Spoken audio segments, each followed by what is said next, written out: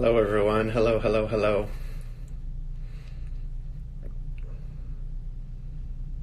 How's everybody doing? Hi guys. Hello. Hello, hello. Welcome to California. Thank you. Hi guys. I'm waiting for my friend Olga to show up. We're trying to do this, we're trying to do a shared live. Oh, here we go. Let's see.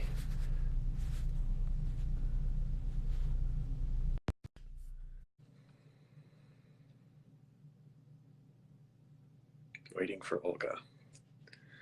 Hello. Hello. Oh my gosh, I hope it will work out on your Instagram. Me too. Me too. Yeah, because it was so frustrating. I'm so sorry about that. It looks normal now. From my end, this looks normal. Yeah, from my end it looks okay, yeah, as well. Okay. All right. Yeah. We'll see. We'll see. Yeah. So I apologize about that. But so because I started this live session, suddenly all these people are showing up. So let me introduce you. Yes. Thank you. This is my friend Olga Art 888. Hi guys. Who is in New Zealand right now. I'm in California. Yeah. So we're on opposite We have 20 sides. hours difference with There's Alex. a 20-hour difference. So it's Friday 15 here. Right. It's Thursday where I am. It's Friday where you are. Yeah, that's crazy. We're on opposite sides of the same ocean, but yeah, that's crazy. Pacific crazy. Ocean. Yeah. It's crazy. Yeah, but we wanted to do this live session together. And Olga, I'll let you kind of maybe reintroduce your idea, your plan. Yeah. So I'll let you speak. Yeah, so Alex and I, we had this idea to do a kind of an interview. So I prepared a couple of questions for Alex regarding like the materials, regarding the techniques. And I thought that it can be really exciting for you guys to know like what exactly Alex used to make his beautiful drawings, what's his background and so on. So yes. Let's continue. We stopped on our question regarding materials that you use, and if you guys want, you can like check this first part of the live stream where Alex already answered questions like how did he came to watercolor technique and what was Alex's initial step in drawing, and the second question was all about the media Alex uses and how it affects his approach. So yes, we talked about like watercolor, quality, good materials, yeah, ink, black ink. So yes, and now maybe it's time for the third question, which is, Alex, how do you structure your work day or your work week? Because I know that for artists, at least for me and for some of my students, it's really frustrating because as creatives, it's really hard to structure yourself. You don't want like any structure in your day. You just want to go creative and work anytime you want. You feel like the inspiration. So yeah, how do you structure yourself to stay so productive? Yeah. You know, that's a constant struggle. I come from illustration and storyboards. That's been my background for many years, working in LA, storyboarding films. And I work at home a lot of the time, and the work is all freelance. So I think I learned early on that you just have to, for that at least, you need to treat it like a job. You need to get up in the morning and get yourself together and sit down and just do the work. Watercolor painting is a different animal for me. There's nobody looking over my shoulder. There's no deadlines. I can kind of choose my subject matter. It's very, it is different, but I think because I've had this background in illustration and working, I try to apply some of that. So for me, I just need to kind of structure my day a little bit. Okay, I'm going to spend a couple hours dealing with emails and posting things and doing kind of the nitty gritty, weird sort of businessy type stuff. And then, you know, maybe after lunch, I'm going to go out and do a sketch, or play with new paints, or I don't know. I need to kind of break up my day and give myself structure. Otherwise I'll suddenly it's 6 o'clock and I haven't done anything. You'll be all over the place. Like, yeah. What did I do during this day? What have I done? Exactly. So you primarily sketch and make your drawings after lunchtime, and early in the morning you have this like administrative kind of work, like emails. That feels like how it's starting to shake out. I think I'm learning it, and again, everything, it's always changing. Like the me of 10 years ago was very different, but but the me of today, I feel like I'm creatively productive in the afternoon. So kind of 2 to 7 in the afternoon, I really need to not be talking to anybody, and put the phone away, and just do my own thing. Other times of the day I can sort of juggle different things, but for me that's what seems to be working. So that is so interesting. I know there is this differentiation of people. Some of them are like pigeons that used to like wake up early and do all their creative stuff early in the morning, and some of them are like night owls. Yes. And it looks like maybe you're somewhere in between. And I used to get up early and be super productive first thing in the morning. And that's sort of shifting over the years. So I don't know what that's about, but whatever time I'm finding works for me to be creative, I need to protect that time. That's really important for artists to protect this time. Yeah, kind of not schedule. I shut down my phone, like I put it on flight mode, that nobody can ever reach me while I'm drawing. So that's so interesting. Your background, it's like the storyboarding, and I know how these deadlines, construction, you really perceive it as a job. Like, for example, when I did my drawings like as commissions for architecture firms and interior design brands, it always was like that. Like I wake up and I start drawing, and here is a deadline, here are some comments from the customer, then I put some changes. So it's like a job. But what I noticed that I don't have any deadlines. It feels so much more creative, no stress at all. And like I can draw whatever I like. So for now, I almost don't take any commissions. I gave them to my students, and I do these courses and draw for myself. And feel so much more happy. Good. It's clearly working for you. We could talk about commissions.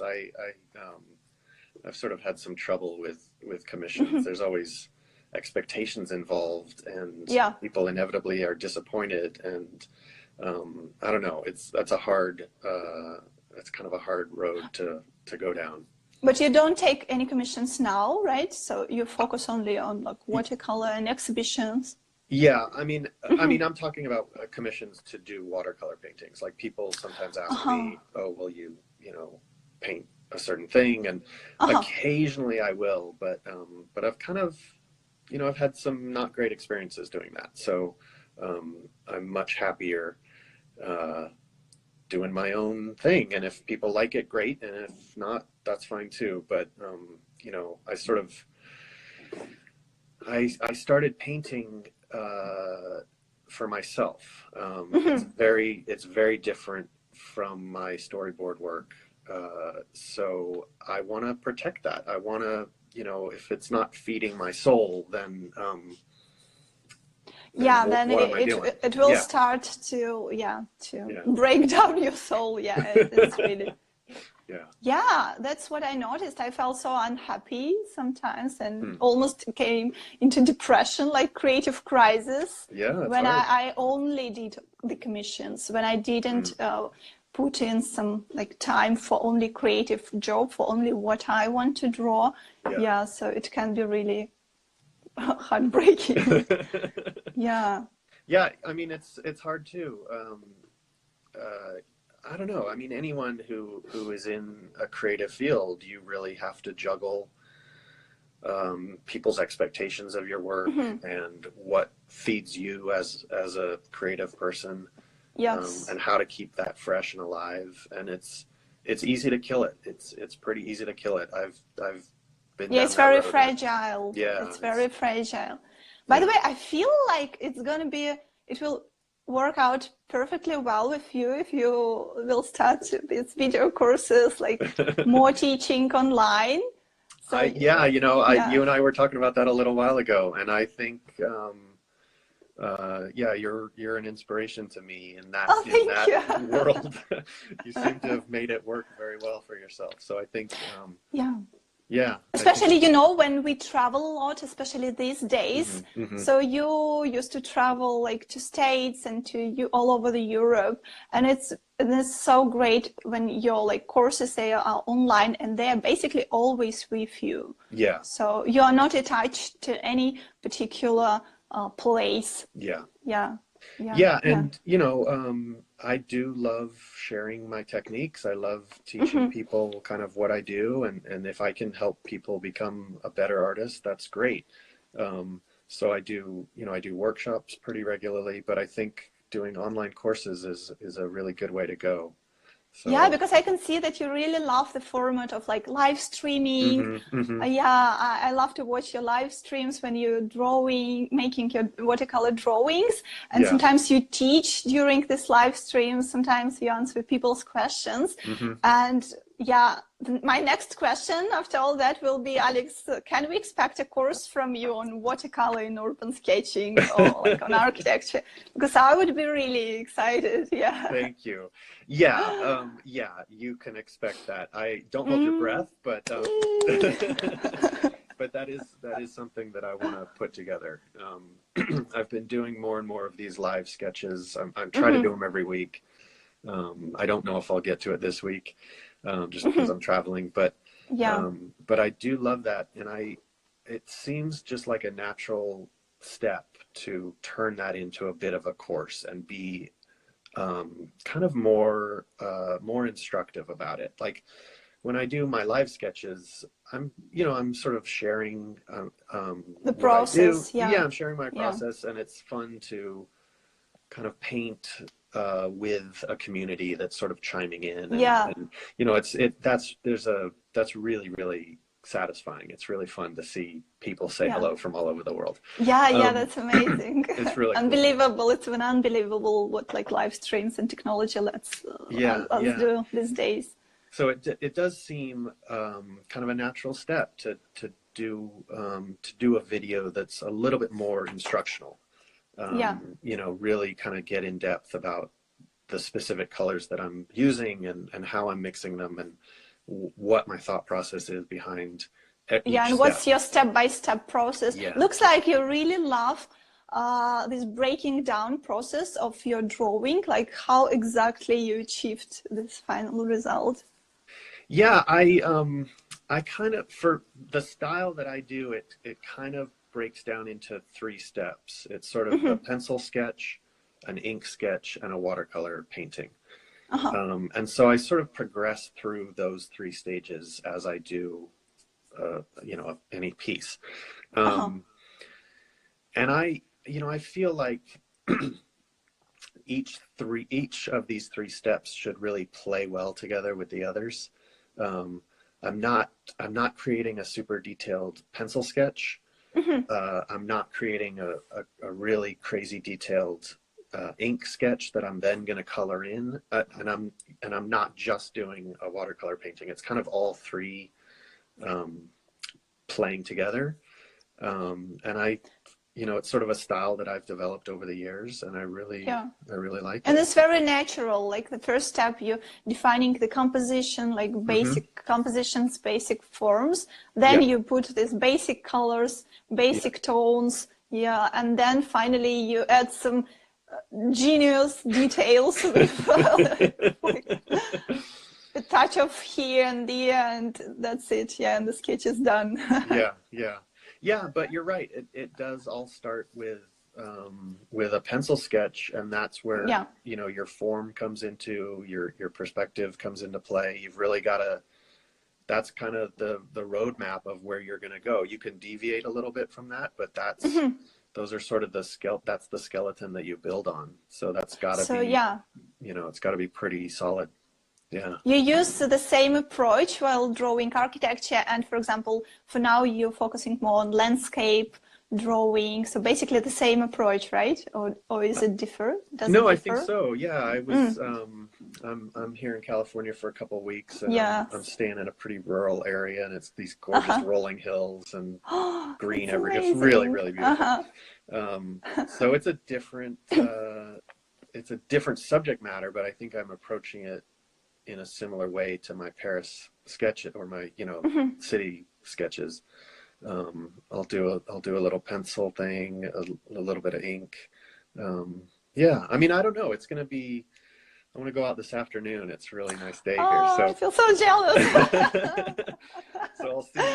But in a good way. Yeah, I'm happy about you. It. And I guess this is one of your sources of inspiration, because one of my next questions is, like, Alex, please tell us about your sources of inspiration. What helps you to be inspired and productive? And I guess like travels and nature, it's one of it. Yeah, I love traveling.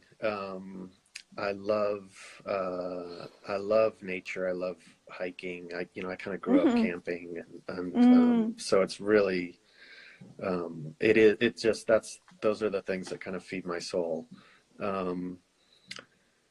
But yeah, I mean, being in Paris, I mean, it's hard to not be inspired. Not to draw. Every corner is an inspiration. Yeah. And I in that city, especially, I mean, in any European city, really, it's the way the light hits these buildings. I'm really inspired by the light and the shadow. It's just kind of magical. I see what you mean. Yeah, I feel like a few years ago, I would kind of do these a little bit more detailed sketches, and I would really concentrate on the shape or the architecture or whatever. But I feel like now I'm much more interested in the light and the shadow. Sorry, what? So would you say that in California, the light and shadows are more kind of sharp, and in Paris and in Europe, it's more like milky and like... I don't know. I don't know how to define it. It's the light in Paris is pretty magical. The skies are just a different color, and I haven't quite seen anything like it. Paris is a lot further north than anywhere I grew up. But even northern cities in the States don't have the same feel. And then, once you get into Italy or Spain or Portugal, like the light, it's just every country is unique, and the architecture and the colors of everything. And it's interesting, because I also noticed that when I lived in Denmark before moving to New Zealand, I noticed that my favorite city in Denmark is Skagen, and it's like the most favorite city of all Danish artists and musicians, because everybody talks about special light there, and it's very kind of white light. And what I noticed that in Paris, for example, I've been there I was lucky to be there 4 times already, and I noticed that maybe the initial color of the architecture buildings, this limestone that has this beautiful light beige color, maybe it also affects very much. So all these reflections from the sun are happening, and it gives this kind of pearl effect to everything. Like everything is so like pearly, grayish, beige, white. I also noticed this special light in Paris. It's amazing. Yeah, Paris to me is it can be a pretty it's a pretty limited color palette in the city, the architecture of the city. And for me, it's like the French flag. It's blue, white, and red. Yeah, exactly. I never thought about it. That's so true. The rooftops, which I love, are kind of this dusty gray blue, like a cool gray, which kind of can be a little mansardos. Yeah. Yes. Mansardos. And you're right. The main building is kind of white. It's sort of this beige, sandstony color. And then there's this great sort of street level. I mean, I love these red awnings. So you can do a lot with a really limited color palette. You don't need a whole box full of colors. You can get 3 or 5 colors and yeah, you'll be fine. Yeah. yeah. And then it really becomes about you're right, the light, the color of the light, the color of the shadows, because the buildings are a pale color. The shadows, you can kind of infuse a lot of color into the shadows and make them violet or more that's what you do. lavender. That's what I noticed. You put some beautiful like cobalt blue or ultramarine or violet in the shadows, and it looks magical, especially when you use this complementary like yellowish beige sandstone color. It looks like magic on paper. Thank you. Yeah. You're welcome. That's true. Yeah, it is. It's a fun thing to kind of play around with, and you sort of notice in the winter the shadows are a little bit more blue. They're cold, which can have a really interesting effect. And then in the spring and summer, the shadows maybe are a little bit warmer, and so if you add a little bit of red, a little bit of like a sort of a rose color into your shadows, it suddenly becomes this lavender. Which warms up those shadows, and suddenly it just feels like summer. It's really fun to play with. Oh, that's so interesting. Maybe that's happening because like during spring and summertime, it's like all greens, like everything is in blossom, a lot of green color from the trees, and like a complementary to green is rose and red, and it goes to shadows. Oh, that's so interesting. Yeah, and also in the summer the sun is so much higher that it just, the color of the light is different. Yeah. So, I feel like somebody needs to make a like in-depth research on this topic. That is so interesting. Like the light in each city, like the light in London, the light in Paris, like the light in Copenhagen, in Russia, in the States. By the way, did you notice the difference like in London in terms of light? Because I've never been in London yet. Yeah, London is a little bit further north, and the architecture of that city is darker, and the streets can be a little bit more narrow. So yeah, I mean it's the so light, less light comes a into little the streets, bit. Yeah, right? I mean the light can be a little bit. I don't know. London is a funny one. It can be a little bit more pale, but it can also be a little kind of more gray, typically gray England. Yeah. Yeah. Maybe it's London smoke. They have this. They had at least this London smoke because of like pollution. Yeah. It's more polluted. Yeah, and sometimes pollution can make things look better. Yeah.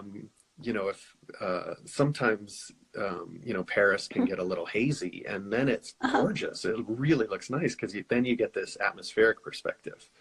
Things in the distance are really muted, and that can be go really more fun. into bluish. Yeah, I love that can be really cool too. So So we touched upon London, and I know that you hosting some workshops, live master classes and workshops in London, in Paris, in San Francisco right now. So Alex, could you please tell us about your live workshops more? Because I've noticed on your website that you do them quite regularly. Like how regular is it, and which cities that maybe people who joined us live can be so excited that maybe you will do it in exactly the same city where they live. It's I mean I would love to just travel to different cities doing watercolor workshops, meeting other artists. Like that's kind of a dream job. Perspective, dream job. That's true. The trick is affording that lifestyle. Travel is expensive, but I'm doing more and more workshops. They're usually one day. I've started to do 2-day workshops. A lot of them are in Paris. I'm in California right now, so I'm doing a workshop in San Francisco on Sunday. I'm doing a couple later in the summer in Amsterdam, and a couple other Amsterdam, places. Wow. Yeah, they're. Is it your first time in Amsterdam with a live workshop? Yes. Wow.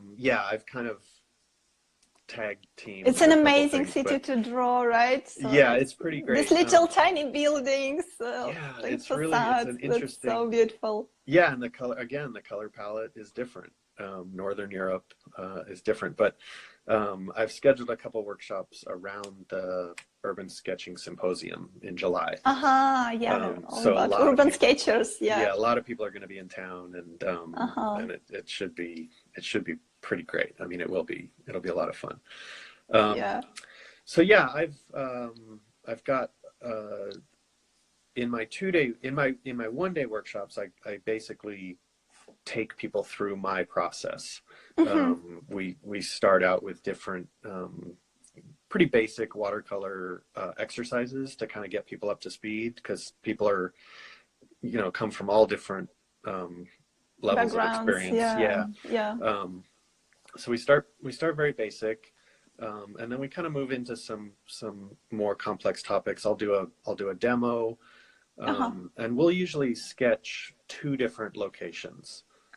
One, kind of in the morning before lunch, and then take a little bit more time after lunch doing a more detailed sketch. And so by the end of the day, you've really been exposed to a lot of what I have learned over the years. Maybe seeing a different part of your own city, or a different part of a city that you're not familiar with, spending a lot of time just sketching it with a group of other artists. And it's just a fun day. Yeah, that's really fun. Yeah. I can see in the comments some requests if people ask you to do workshops in Turkey, in St. Petersburg, Russia, because there is a great light. It's my hometown, and I can say that, yeah, that is, especially during May and June, when it's a period of white nights, like it's absolutely wonderful. I would love that. I have a lot of friends, Instagram friends in St. Petersburg and Moscow, and someday I'll get there. You're so welcome. Yeah, I'll spend the whole month of May this year in St. Petersburg, so if you can, you're welcome, because New Zealand is so far from Paris and everything. Like, I live in the middle of nowhere, somewhere on a little island in the Pacific Ocean. Yeah. All right. So my next question, and Alex, how do you see the future of hand rendering? Or will it live, or will it be killed by 3D or iPad drawings? And by the way, what are your thoughts on iPad drawing? Do you see yourself using it one day? Because I can see that so many artists on Instagram who previously used like hand rendering, watercolor, markers, they are now so rapidly switching to iPad. And it makes me like wondering, like, oh my gosh, what's happening? Like, looks like everybody goes digital. Like, I'm really excited. What are your thoughts on it?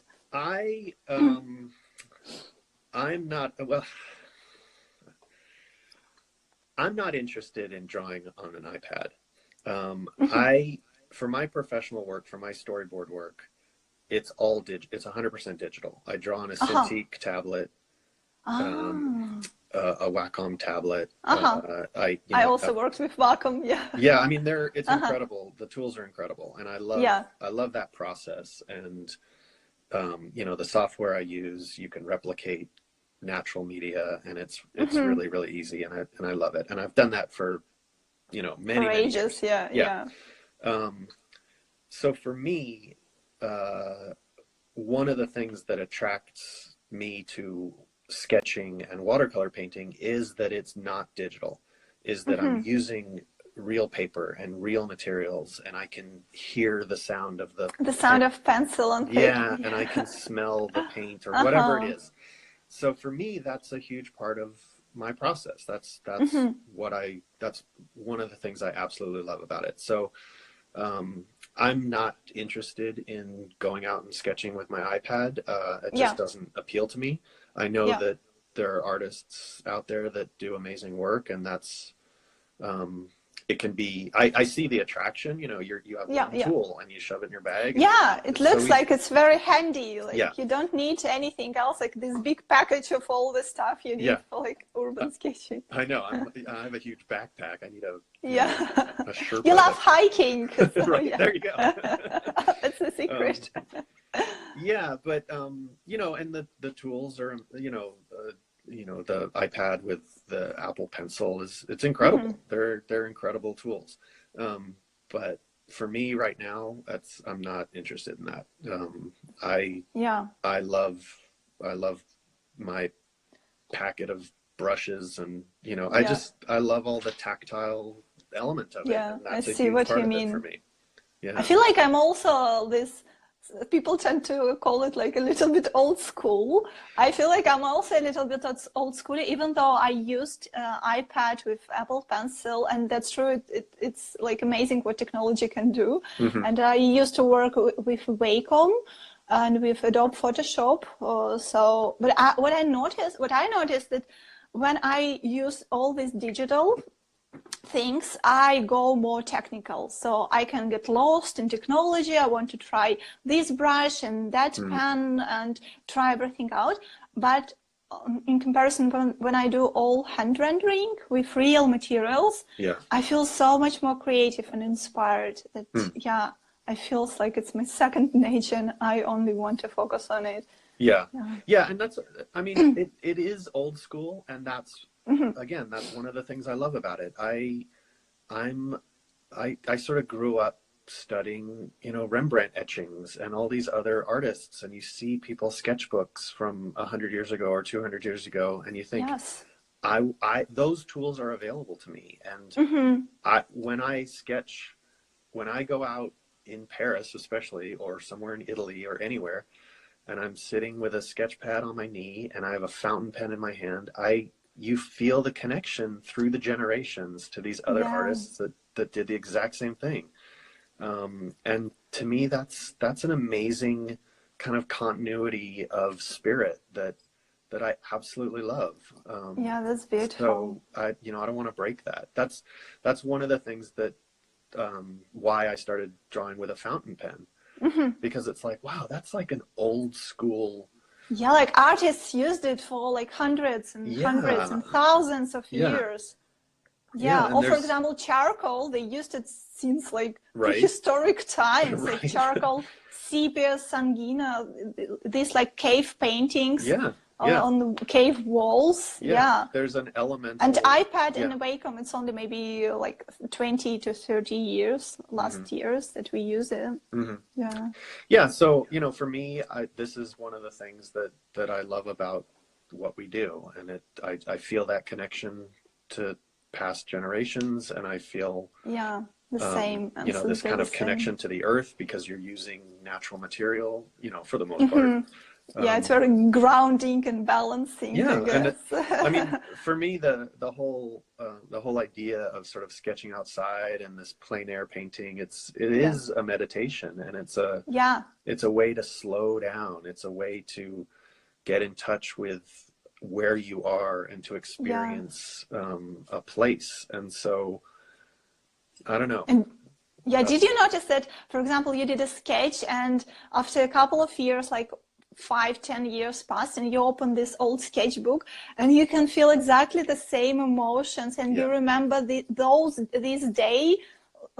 day like so bright. It's so bright because like emotions, they again came into play. No, this is exactly it's exactly what I feel. You look at an old sketchbook and you remember every line. You remember what the sun felt like on your face, and you can hear the birds in the trees, and you can smell the cafe that you were sitting next to, and all those memories are infused into your drawing. And because you spent so much time concentrating on that one thing for an hour or however long it was that you did it, and it's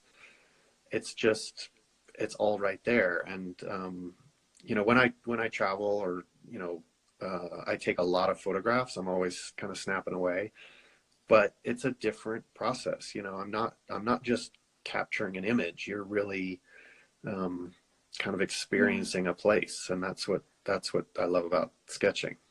Yeah, it's exactly this word, like concentrating. Yeah. And I can see in the comments that Mania140 writes that sketchbook is better than photo album. That's true. It's really true. Yeah, I mean, it's an incredibly personal kind of diary of your time. You know, it's like to have a sketchbook of a specific trip that you've taken, or, you know, or you know, a time span in your life, just to have a collection of sketches. It's so cool. Yeah, that's beautiful. Yeah. It's so beautiful. I instantly want to go in the center of Auckland right now and do a couple of sketches of our There you streets, go. and then go back to them like in 10 years, and yeah, to recall all this day in the whole, Yeah. Oh, And that's great. you know, I love, you know, sometimes you tape a little metro ticket into your sketchbook, or a little receipt. Yes. Or this is, you know, memories. yeah, and I love putting the little coffee ring stamp on some of Yeah, my yeah, sketches. I know. I love that.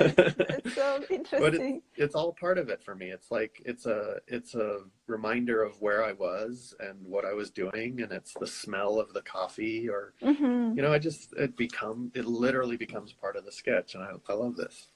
I remember that while studying at the Russian Art Academy in St. Petersburg, we used to tone our paper with a really, really strong coffee or strong tea. And I was like, oh my gosh, this amazing smell of coffee. Yeah. And you draw on top of it. It's fantastic. Yeah. And in our Russian art academies, we used to go like a little bit conservative. So we really focus a lot like on hand rendering of this toning with like sepia or coffee, sangina. Like, oh, nice. Yeah. Yeah.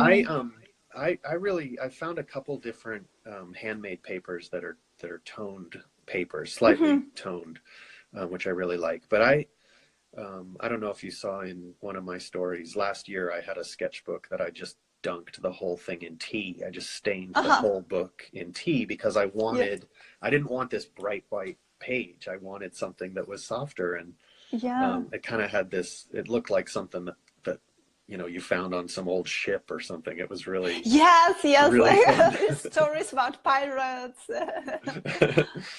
And it's really great when you have this toned paper. It's so interesting to use, for example, like white pastel pencil or white ink gel pen to go over light. And very often it's enough, like a couple of strokes, and the light is there. Yeah, it's a great technique, because you use the color of the paper gives you your mid-tone, and then if you use ink or pencil, those are your dark shadows, and then if you hit it with a little bit of highlight, suddenly you've got something that looks amazing, and it's got a little bit of depth and finished to it. Yeah. And it can take only like 5 to 15 minutes. It's funny, because you know, sometimes I'll go out and I'll spend an hour doing a painting or whatever, and inevitably I'm frustrated, and I don't like how it came together. I don't like what happened. And so I'll put it away, and I'll pull out my crappy old sketchbook, and I'll just do a 10-minute drawing. And it's like, it's so much better. Refreshing. It's so much more refreshing. Yeah. Yes. Yeah. Oh, all right. So my final question for today, because I don't want that we go over like 1 hour. Oh, that's right. I haven't paid attention. Maybe we'll do like the second live stream one day with all the questions, because more and more questions arise while we're talking. It's so interesting. So my final question is, Alex, what one advice would you give for beginners in watercolor and urban sketching?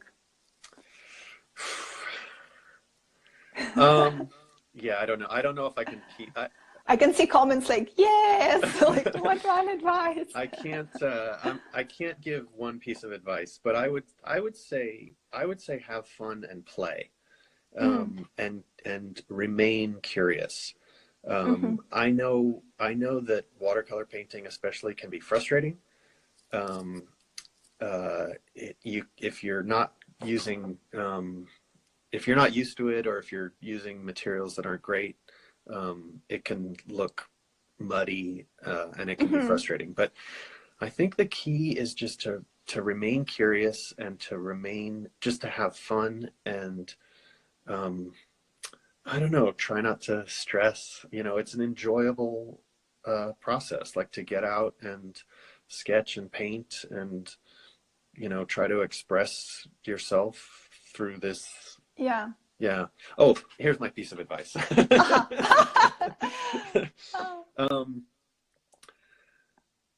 I think, and this is something that I've been thinking about recently, I think the trick is not to not to try to depict what you're sketching or painting. If you're sketching a building or a landscape, the trick is not to do an accurate depiction. The trick is to translate what you're seeing onto your page. And because it's going to be a translation, it's going to be different. It's going to have your personality in it. It's going to be how you felt on that day. So it's got to have kind of your mood and your energy to it, if that makes sense. So it's okay if the colors don't match. It's okay if your perspective is off. It's okay if your form is, you know, whatever. You know, nobody's gonna hold up your drawing to the actual scene and be like, oh, it's a shame that you didn't draw that accurately. I love that idea. You know what I mean? It's just, I know. Yeah. So I don't know. Yeah, because you can bring, you're unique, right? Everybody, each of us is unique. We have our own emotions, and maybe you can feel bad or frustrated or depressed this day. You can reflect it, because what I noticed is a lot of young artists, beginners in drawing, they tend to judge themselves so hardly. Like they very often they don't like have any fun and joy during drawing. They're like criticizing themselves, like what I've done, like I'm that sucks, like and the idea, the secret is to enjoy what you do and try to have fun, try to reflect your exact emotions and feelings, and it doesn't matter how it will look, like it is your expression in its pure form, right? Yeah, and I certainly understand being frustrated, or everybody. I also judge myself from time my God, to time. it's horrible. Or you see other artists that it looks so effortless, and you just think, what am I doing? But you know, I think you can't compare yourself to other artists. You compare yourself to how you were last year, you know, and then see how you've improved if you want to improve. You know, compare yourself to how you drew when you were 10, you know, whatever. That's a great idea. Yeah. Because very often, like, I can notice it, even me, like when I'm watching your drawings, your watercolors on Instagram, and I'm like, oh my gosh, Alex is so great at watercolor. Maybe I shouldn't post any like my old watercolors and new watercolors, because they look not as good as his.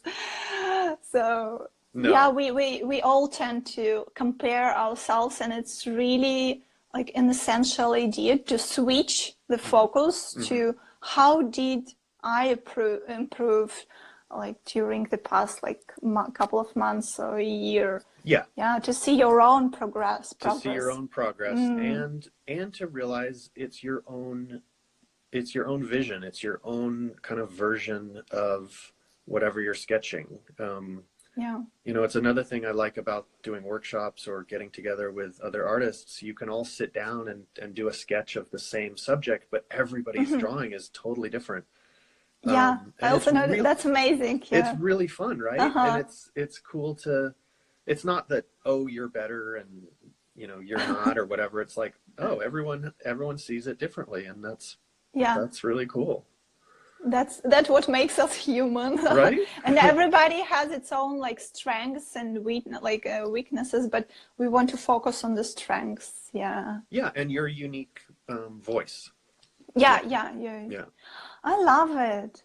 We should definitely do the second live stream, because I have like a lot of more questions, and I can see a lot of questions in the comments. No, that sounds good. This is super fun. But you're right. So thank you so much. Talking for about an hour, so I don't want to get cut off. We gotta save this one. So thank you, Alex, so much for answering these questions. Of course, it was really exciting to make this double live stream. This is my first time doing this. And why don't you say one more time what you're planning to do in April, like why we're talking to each other in the first place, right? Yes. So in April, I'll host a sketch tour in Paris. It's going to be like a 4 days workshop, and Alex will be joining us, and sharing his secrets in watercolor and urban sketching with us one day.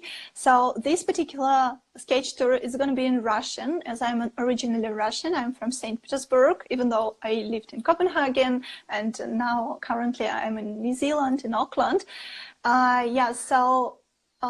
I can see a lot of interest, even in my direct messages. People like ask me, is it going to be like an English version of this sketch tour? So probably yes, because I can see interest.